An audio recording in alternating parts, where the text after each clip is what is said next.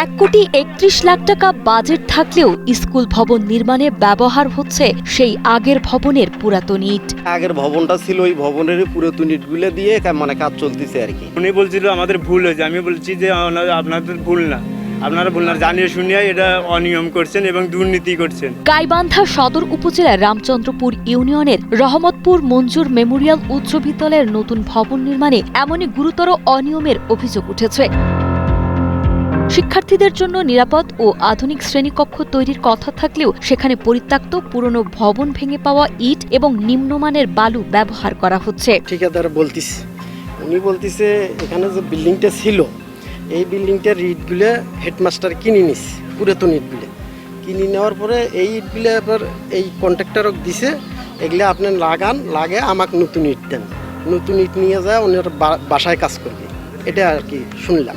দেখা যাচ্ছে স্কুলের পুরাতন ইট দিয়ে নতুন ইট বাসায় নিয়ে যাওয়া কাজ করতেছে।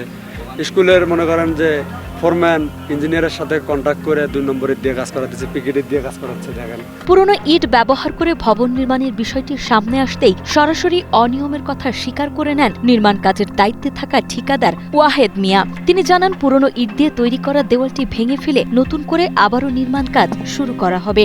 সত্যি ঘটনা যেটা, এখানে পুরানা ইট ছিল, ইটটা ভালো, এইটা ওই 2টা লাইন গাঁথিয়েছে। এটা ইঞ্জিনিয়ার সঙ্গে সঙ্গে আসি পরশুদিন অর্ডার দিয়ে গেছে, বৃহস্পতিবারে বিকালে আসছিল, আসি বলছে যে না এটা ভাঙিয়ে দিয়ে দেন, ভাঙাও শুরু করছে। আমি সত্যি কথা বলতেছি, বিক্রি করি নাই।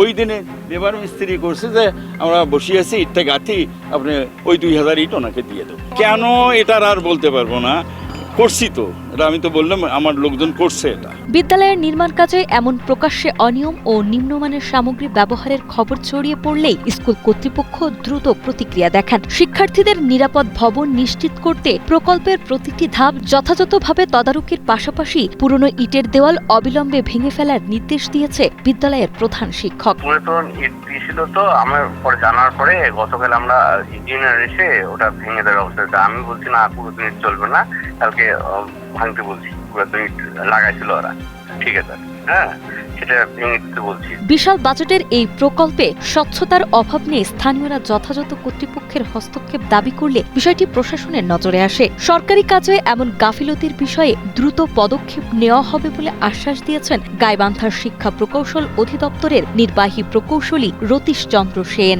আমাদের প্রত্যেকটা নির্মাণ কাজে আমাদের একটা লোকাল সুপারভিশন কমিটি আছে, এলএসসি কমিটি।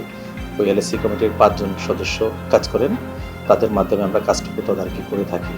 তো আপনি যে অভিযোগটুকু এনেছেন আমরা সেটা সত্যতা খতিয়ে দেখব এবং ব্যাপারটা যদি সত্যি হয় তাহলে আমরা ঠিকাদার বিরুদ্ধে যথাযথ অ্যাকশন নেব।